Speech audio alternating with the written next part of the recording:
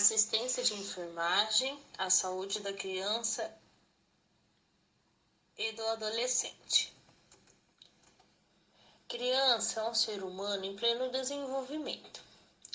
As experiências vividas nos primeiros anos de vida são fundamentais para a formação do adulto, que ela será no futuro. Por isso, é muito importante que a criança cresça em um ambiente saudável, cercada de afeto e com liberdade para brincar. A criança deve ter seu crescimento e desenvolvimento acompanhados regularmente pela equipe da unidade básica de saúde mais próxima de onde mora. Para cuidar da criança, educar e promover sua saúde e seu desenvolvimento integral. É importante a parceria entre os pais, a comunidade e os profissionais de saúde, de assistência social e de educação. É importante estimular desde cedo o desenvolvimento da criança para que ela adquira autoconfiança, autoestima e desenvolva a capacidade de relacionar-se bem com outras crianças, com a família e com a comunidade. Desse modo, terá maior possibilidade de tornar-se um adulto bem adaptado socialmente. Vigiar o desenvolvimento da criança nos primeiros anos de vida é fundamental, pois é nesta etapa da vida extrauterina que o tecido nervoso mais cresce e amadurece. Bom dia a todos, eu sou a Geice e eu vou falar para vocês um pouco sobre o Programa de Atenção Integral à Saúde da Criança. Ele foi criado, deu início na década de 80 e ele está voltado para a maximização do alcance da assistência à saúde infantil, isto é, para atender por extensão e qualidade no serviço de saúde, quanto a aperfeiçoar seu poder de resolução diante dos problemas mais relevantes. Esses serviços, eles deveriam estar preparados para suprir a maioria dos problemas de saúde das crianças. Eles deveriam ainda ir mais longe, deveriam estar capacitados a atuar com outros setores contra os fatores indesejáveis do meio ambiente que impedem e restringem cada criança de realizar seu potencial genético. Então foram criadas 5 ações básicas que foram preconizadas neste programa. O primeiro foi o aleitamento materno, a orientação para alimentar e o desmame do bebê, que é fundamental, pro bebê a partir do nascimento, essa alimentação, o aleitamento materno. O 2 é assistência e controle das infecções respiratórias agudas, que é ainda uma grande causa das mortes, das perdas das crianças. Terceiro, a imunização, que é a vacinação, para evitar as doenças, infecto-contagiosas. O controle também de doenças diarreicas, que também por questões de saneamento básico, também acontece muito, a falta de higiene, mais alguns fatores. E o quinto é o acompanhamento do crescimento e desenvolvimento desta criança, onde vai acompanhar ver se essa criança está desenvolvendo, está dentro do padrão, pela idade dele. Então, ele atendia, do ponto de vista epidemiológico, aos agravos mais frequentes e de maior peso na mortalidade de crianças de 0 a 5 anos de vida. E ainda assim a taxa de mortalidade infantil não é baixa, E a taxa de mortalidade infantil, ela tem sido utilizada não apenas como um indicador clássico de saúde, mas como um dos índices de desenvolvimento social. No Brasil, o declínio, a diminuição da mortalidade infantil tem dependido mais de medidas públicas e institucionais de controle médico sanitário do que na melhoria da situação socioeconômica da população. O perfil da mortalidade infantil pré-escolar é bem desigual, dependendo da região do país. É assim, por exemplo, no Nordeste as taxas são bem mais elevadas e no Sul tem os menores índices. E vindo desses dados estatísticos, seria sugestivo, né, que os programas fossem descentralizados, atendendo à especificidade de cada região, dentro da necessidade de cada local, né? Ainda com tudo isso, 13 milhões de crianças menores de 5 anos morrem todo ano no mundo. 95% delas ainda acontece em países desenvolvidos. E quanto à causa dos óbitos dessa década, né, de 80, verificou que houve uma mudança no padrão da mortalidade infantil. As doenças intestinais infecciosas eram a principal causa e se igualou às infecções respiratórias agudas. A mortalidade por diarreia experimentou a queda mais acelerada ao longo desses anos, mas ainda são as causas de altas taxas de mortalidade infantil, encontrada em diversas áreas do país. A diarreia e a infecção respiratória aguda, doenças facilmente preveníveis e fortemente associadas a fatores de risco de caráter socioeconômico e ambiental. E a mortalidade proporcional por desnutrição, sepsemia e prematuridade, como também doenças imunopreveníveis, apresenta no Brasil uma discreta tendência de queda. Tem diminuído, mas ainda é lamentável a perda, né, que temos de bebês, né? A gente fala de 0 a 5 anos, ainda é alta. Eu ainda tenho que melhorar com o serviço de saúde.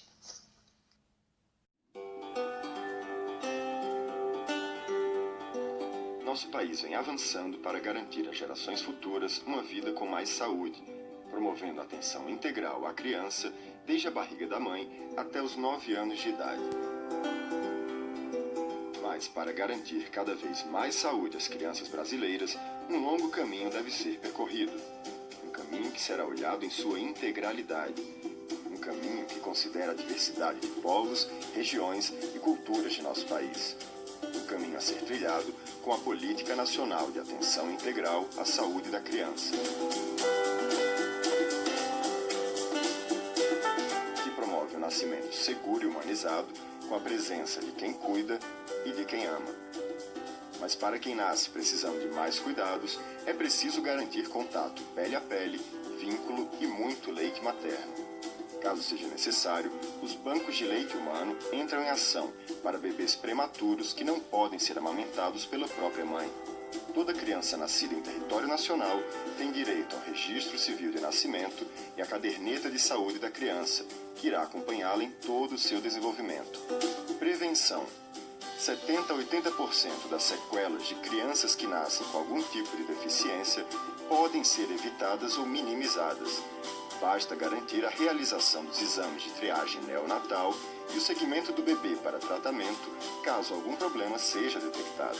Em geral, as soluções são simples e de baixo custo. E mesmo que não sejam tão simples, temos o dever de buscar uma solução. Mas e se, apesar de todos os esforços, houver um óbito? Contar com um comitê de vigilância do óbito é fundamental, pois ele é responsável por investigar e notificar óbitos de mulheres, crianças e fetos e propor mudanças de práticas para melhorar a qualidade da atenção prestada à gestante, ao parto, ao nascimento e à criança. A vacinação continua sendo a maneira mais eficiente de evitar diversas doenças imunopreveníveis. Entre o 3º e 5º dia de vida do bebê, mãe e filho devem ir à unidade básica de saúde. Vários cuidados importantes serão oferecidos para promover a saúde da criança e de sua mãe. Além de consultas e vacina, as famílias contam com apoio e orientação para amamentar e promover uma alimentação saudável para suas crianças. A prática de promover, proteger e apoiar o aleitamento materno e a alimentação complementar saudável deve ocorrer sempre. Mas como amamentar quando a mãe precisa voltar ao trabalho após a licença maternidade? Para a mulher trabalhadora, o apoio do empregador é fundamental e contribui inclusive para que a amamentação vá muito além do período da licença maternidade. um direito que a empresa poderá estender para 6 meses, com adesão ao programa Empresa Cidadã. Os profissionais de saúde estão sempre presentes acompanhando a criança em seu crescimento e desenvolvimento cognitivo, neuromotor e afetivo. O vínculo da criança com a mãe, o pai e com os familiares é fundamental para o desenvolvimento pleno e deve ser sempre estimulado, pois toda criança tem direito a ser educada com amor, compreensão, diálogo e estabelecimento de limites sem uso de violência física ou psicológica. A asma, a obesidade e as doenças crônicas representam um grande desafio para a saúde pública. A atenção primária dá respostas a essas necessidades, enquanto a atenção especializada possui diversos pontos de atenção, como serviços de urgência e emergência, ambulatórios especializados e serviços hospitalares. Em casos mais graves, como no câncer infantil, a melhoria nas taxas de sobrevivência se deve principalmente ao diagnóstico precoce, contribuindo para a maior porcentagem de cura. Reconhecer de forma rápida e eficaz os sinais de perigo em crianças é essencial aos profissionais de saúde. E com a estratégia do AIDP, eles evitam mortes e garantem o encaminhamento da criança para uma atenção adequada no centro de referência mais próximo. A detecção precoce de agravos é necessária em qualquer ponto, seja em uma grande cidade ou em uma comunidade ribeirinha ou rural. Nossas crianças indígenas. Devemos cuidá-las com atenção especial, garantindo promoção da saúde e respeito à sua tradição e crenças. Criança saudável aproveita melhor a escola. Melhor ainda quando contam com ações educativas que ajudam a desenvolver a autonomia e o autocuidado, promovendo escolhas mais saudáveis. Além disso, monitoramos frequentemente as condições de saúde de cada educando para, a partir daí, criar as ações que solucionem as necessidades daquele território. Também é importante a adoção de práticas pedagógicas que estimulem a solidariedade, o respeito à diversidade e a cooperação, evitando o bullying nas escolas e promovendo a cultura de paz. Uma responsabilidade compartilhada que confere o caráter de integralidade do programa Saúde na Escola. Quando a criança se encontra em situação de violência, os serviços de saúde, assistência social e educação entram em ação, promovendo o acolhimento, o atendimento humanizado com escuta qualificada, a notificação e o seguimento em rede, sempre. Temos que garantir o cuidado e a atenção à saúde de todas as crianças, respeitando tradições e crenças, vencendo barreiras territoriais, reabilitando a criança com deficiência na sua capacidade e buscando soluções para necessidades específicas. Também é preciso aceitar e acolher as diferenças sem discriminação. Temos uma política nacional, uma política estruturada em 7 eixos temáticos, criados para promover o desenvolvimento integral da criança, desde a gestação até os 9 anos de idade. Uma parceria dos órgãos federais, estados e Distrito Federal, municípios, iniciativa privada, sociedade e família. Uma política nacional construída com base na equidade, na garantia de que as diferentes realidades e contextos estão inseridos. Todos envolvidos pela saúde integral de nossas crianças hoje, pelo futuro de nosso país.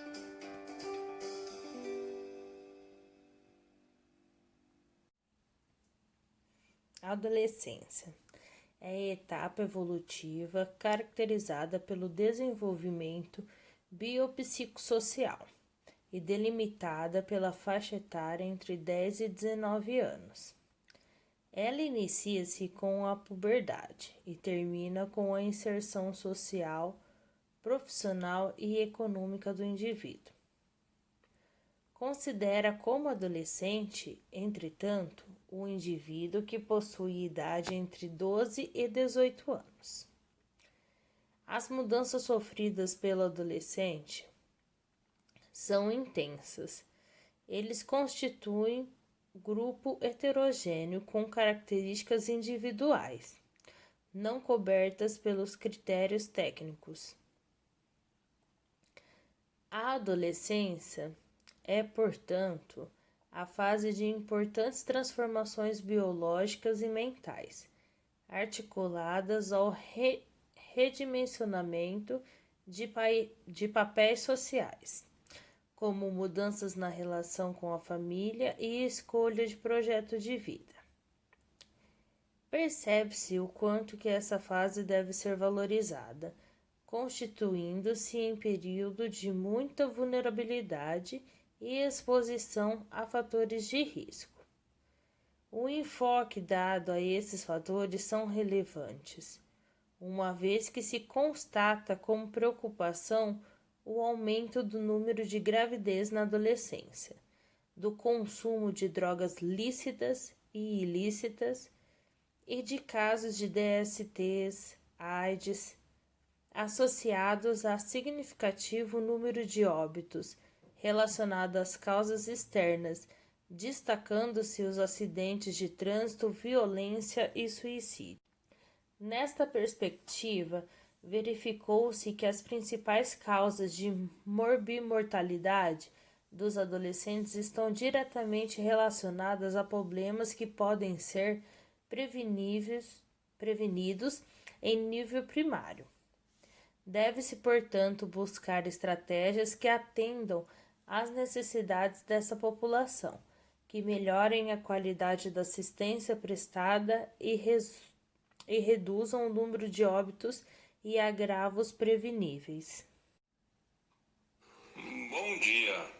Vamos começar com o Programa de Atenção à Saúde Adolescente, o PROSAD.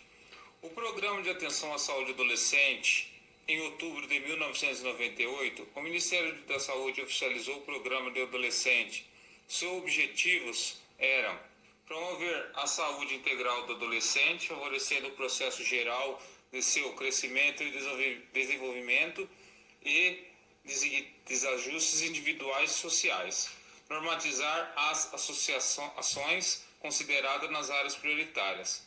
Estimular e apoiar a implementação dos programas estaduais, municipais, na perspectiva de assegurar ao adolescente um atendimento adequado às suas características, respeitando as particularidades regionais e realidade local.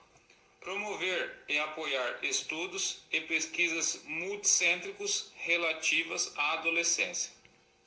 Estimular a criação de um sistema de informação e documentação dentro do Sistema Nacional de Saúde na perspectiva de organização de um centro produtor, coletor e distribuidor de informações sobre a adolescência.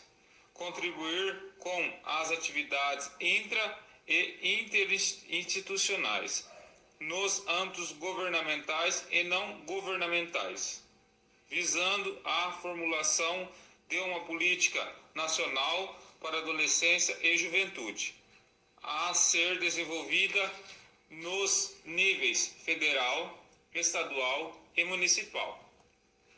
As ações básicas propostas pelo PROSAD fundamentam-se numa política de promoção de saúde, identificação de grupos de riscos, de detecção precoce de agravos, tratamento adequado de reabilitação.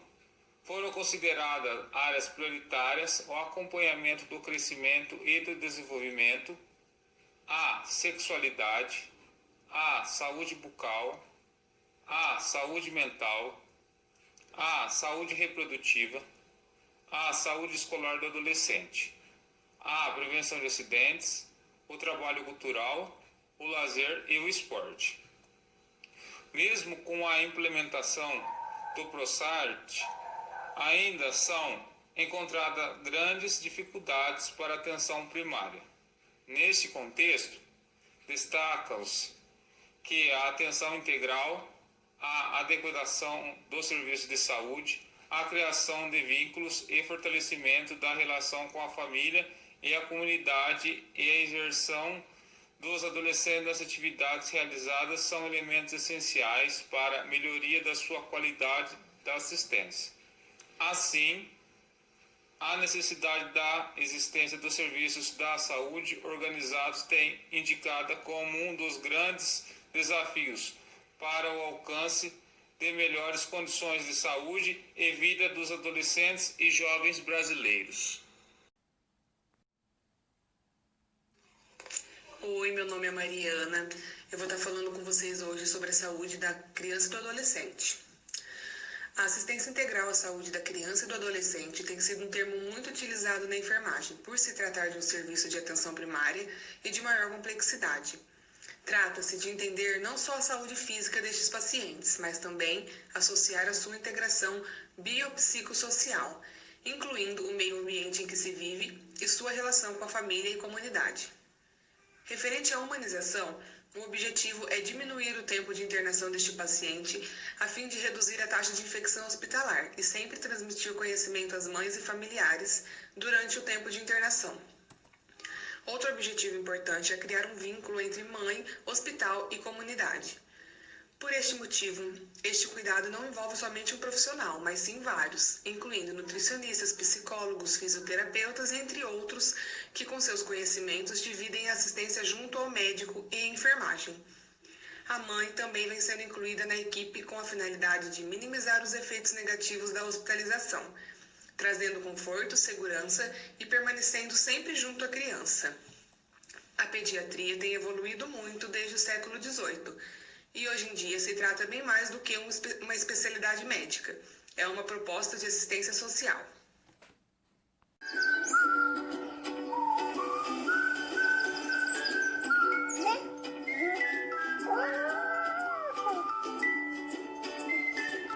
Toda criança tem direito a nascer em condições seguras e se desenvolver em um ambiente saudável, com amor, diálogo e limites sem violência. A garantia desses direitos começa na gravidez, quando a mulher é acolhida no serviço de saúde para realizar o pré-natal. É um momento oportuno para que ela receba orientação sobre os cuidados com a sua saúde e a do bebê. Também permite que os profissionais de saúde possam observar sinais de violência ou situações de vulnerabilidade e risco.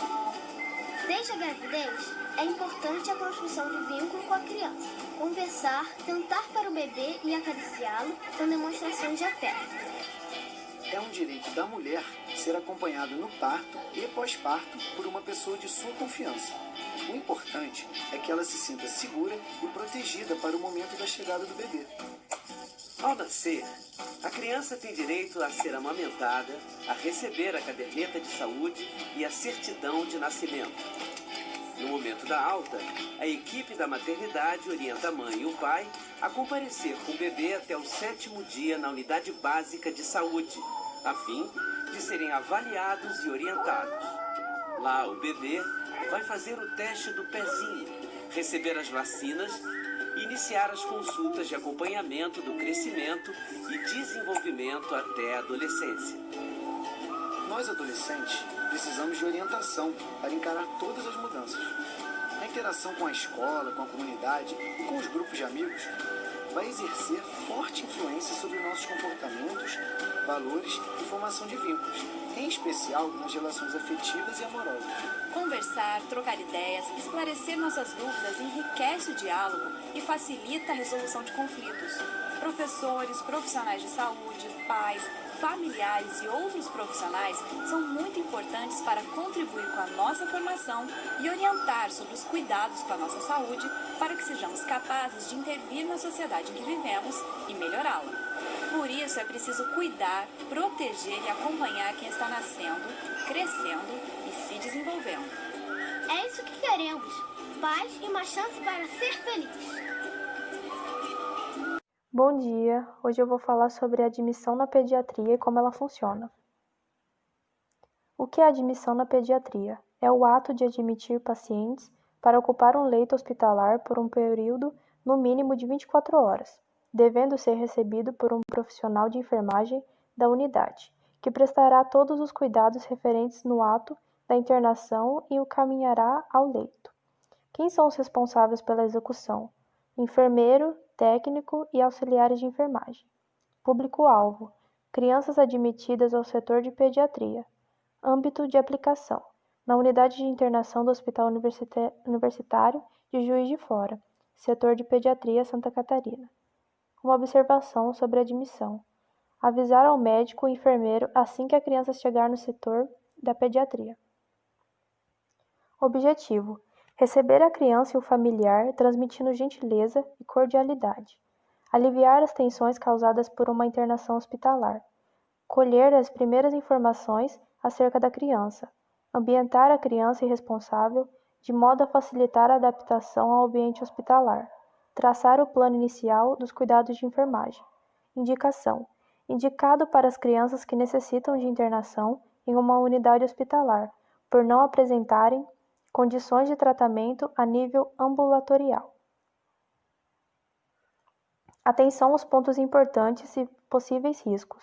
Os procedimentos da admissão só serão todos cumpridos caso condições da criança permitam. Na impossibilidade da realização de todos os cuidados ou rotinas de internação, os mesmos só serão realizados quando houver condições. Resultados esperados: pronto atendimento da criança admitida, transmitindo conforto e segurança, e início o mais breve possível de seu tratamento. Bom dia, eu vou falar um pouco sobre os materiais utilizados e algumas técnicas apresentadas utilizadas, né, na admissão na pediatria. Aqui temos alguns dos materiais que eu coloquei.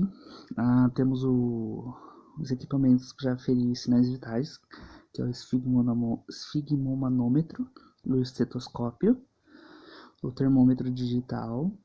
Aí temos os aparelhos para medidas antropométricas, que é as réguas e as balanças digitais. Aqui temos as roupas e materiais para banho, né? Aí, dependendo, tem o banho de expersão, né? Acho que é isso. Deixa eu só confirmar aqui. É o banho de aspersão e imersão. Aí é usado esse material, né? Aqui para dar o banho. Dependendo da criança, usa uns materiais diferentes, né? Aí, além desses itens aqui que tem aqui na imagem, no slide, temos também que ter os exames pré-existentes e o prontuário da criança, né? Aí aqui temos algumas orientações, né, que é pra gente seguir. Tipo, antes de mais nada, higienizar as mãos, né? A identificar a criança com a pulseira colocada preferencialmente em pulso direito, constatando o nome completo da criança, nome completo da mãe, data de nascimento e prontuário.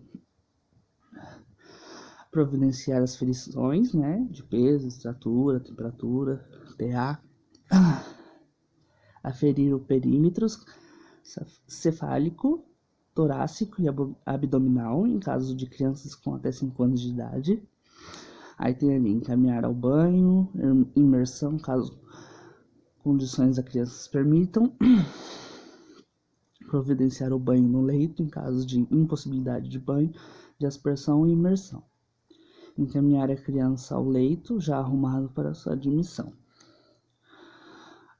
Apresentá-los às demais crianças internadas na enfermaria. Aí tem mais algumas partes que eu vou deixar, acho que a Sayonara ela vai continuar, porque eu tenho que fazer até essa parte, professora, caso tenha passado. Peço desculpas se for falado algo repetido, mas é porque a gente tem pouca coisa para apresentar, né, professora? A gente dividiu, mas é basicamente isso. Eu tinha que apresentar os itens, os materiais, né, e falar um pouco das técnicas, mas eu acho que o basicão aqui eu já falei, tá bom? Mas é isso, basicamente é isso. Eu vou continuar falando sobre os procedimentos com o paciente. Em caso de alergia, fazer etiqueta, colar a capa no prontuário e colocar a placa de alergia no leito, especificando o tipo de alergia do paciente. Registrar a admissão da criança no livro de registros e no livro de ocorrências. Transcrever em azul o nome da criança do quadro do posto de enfermagem.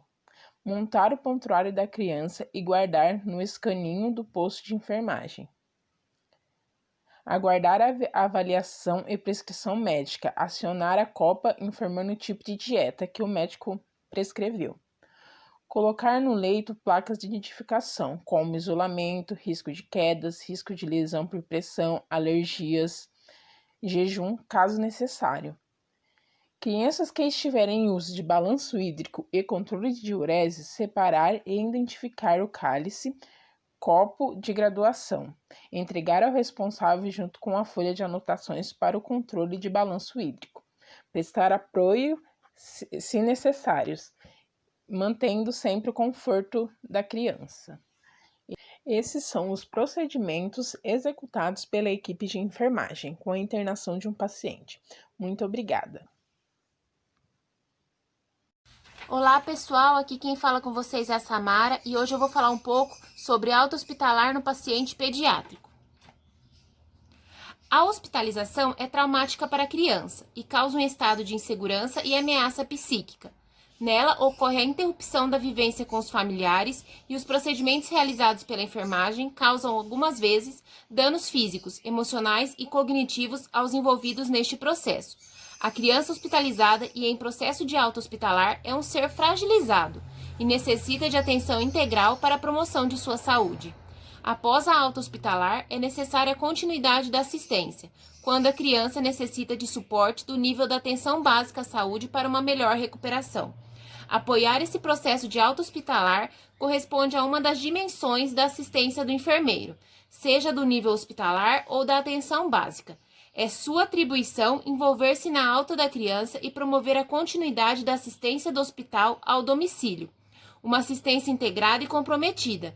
No entanto, esse processo, para ser positivo, necessita da integração entre esses dois níveis de atenção. Entretanto, a organização dos serviços ainda demonstra falta de comunicação entre os diversos níveis de atenção. Esta realidade de inefetivo sistema de referência e contra-referência dificulta o processo de articulação entre a unidade hospitalar e a unidade básica, bem como a integralidade do cuidado. A falta de informação e as limitações organizacionais do processo de trabalho favorecem uma ruptura na assistência prestada. Nesta perspectiva, o hospital contribuiria para a integralidade quando o sistema de saúde fosse referência em determinadas situações e, após realizar o atendimento, fizesse uma adequada contra-referência, sendo a alta hospitalar considerado um momento privilegiado para se trabalhar a integralidade. O conceito alta hospitalar responsável consiste no processo de planejamento e transferência do cuidado de uma unidade de saúde, geralmente a unidade hospitalar, para outra unidade, geralmente a unidade de saúde da família, de modo a propiciar a continuidade do cuidado por meio de 3 fatores. Primeiro, orientação de usuários e familiares e cuidadores, reforçando a autonomia do sujeito e proporcionando o seu autocuidado. Segundo, articulação com os demais pontos de atenção das redes de atenção à saúde, em particular a rede de atenção básica. E terceiro, implantação de mecanismos de deshospitalização, visando alternativas às práticas hospitalares, como as de cuidados domiciliares pactuadas nas redes de atenção à saúde. A alta hospitalar é importante tanto para a criança como para a equipe de enfermagem. Para o primeiro, gera alegria e insegurança, e para o segundo, um momento de responsabilidade e segurança em relação às orientações que deverão ser realizadas. O assistir a criança em processo de alta hospitalar está inserido como parte do cuidado do enfermeiro da atenção hospitalar e da atenção básica, como um elemento que favorece a integralidade da assistência e a promoção da saúde. Bom dia, professora. Bom dia, pessoal. Aqui é a Natana. Eu vou dar continuidade ao que a Samara estava falando sobre a alta na pediatria. É importante, gente, frisar que nós precisamos orientar os familiares quanto às próximas etapas do cuidado. Muitas vezes eles não sabem nem sequer a dosagem de uma dipirona, por exemplo. Então é importante frisar bastante, enfatizar a necessidade da continuidade do tratamento, que ele tem que continuar com as medicações, com as prescrições que o médico passou após a alta hospitalar também. E frisar a importância em mostrar para ele também o que pode acontecer se ele não der continuidade a esse tratamento, especificar bem os riscos, para que ele fique bem informado e faça o tratamento corretamente. Precisamos orientar sobre os medicamentos, os locais que eles podem ser retirados, talvez esse medicamento que foi prescrito para esse paciente, ele tem na rede pública, ele pode retirar gratuitamente, então nós podemos orientar, é um gasto a menos que a família vai ter, talvez a família nem tenha condições de comprar aquele medicamento, então já ajuda bastante. E se nós sabemos que tem na rede pública, se existe algum programa do governo que possa disponibilizar para aquela família, para ajudar a família, é nosso dever orientar ela a ir ao local correto e retirar esse medicamento. Ou se esse medicamento não tem na rede pública, se não há uma forma de pegar esse medicamento gratuitamente, nós podemos orientar que existem genéricos, ou talvez que ele possa ser manipulado, buscando ajudar sempre a família e, assim, da melhor forma possível. Então, aí nós também temos que falar para a família que ela pode contar com a USF, né, para a continuidade do tratamento, qualquer dúvida que ela tiver, para ela procurar o postinho de saúde mais próximo. Talvez o problema que ela está passando depois da alta possa ser solucionado facilmente no postinho de saúde, não precisa ser encaminhado novamente para o hospital, que é um lugar contaminado, que é um lugar que nós corremos riscos. Aqui, gente, a continuação eu coloquei mais alguns tópicos, mas é sobre aquilo que eu acabei de falar mesmo. E principalmente esse último que é o mais importante, facilitar a comunicação entre a família e os provedores de cuidados, que somos nós. Muitas vezes aquela família tem dúvidas ou ela não entendeu direito o que foi prescrito e ela tem medo de procurar ajuda. E que nós possamos facilitar essa comunicação, mostrar para ela na alta hospitalar que ela pode sim contar com a gente, que ela pode sim procurar um postinho de saúde, pode procurar um agente de saúde para tirar as dúvidas dela, para esclarecer, para pedir ajuda se ela não estiver conseguindo realizar algum procedimento ou algum medicamento. Nós vamos buscar da melhor forma possível ajudar esse paciente, essa família. Vou mostrar para vocês agora esse fluxograma para ilustrar melhor o processo. Quando ocorre uma internação, já começa um processo tanto do início do planejamento da alta, até mesmo o planejamento dos profissionais que vão ser necessários para aquele caso. Talvez a patologia daquele paciente precise de um especialista específico, então ele vai ser chamado, ele vai ser acionado. Toda a equipe que vai cuidar daquele paciente, ela vai ser informada dos procedimentos, das técnicas corretas, todos os medicamentos, os insumos. Talvez aquele hospital não tenha o insumo necessário para tratar aquele paciente, então nós vamos correr atrás de garantir a compra daquele insumo, garantir a compra daquele material necessário para que tudo corra bem durante a internação daquele paciente.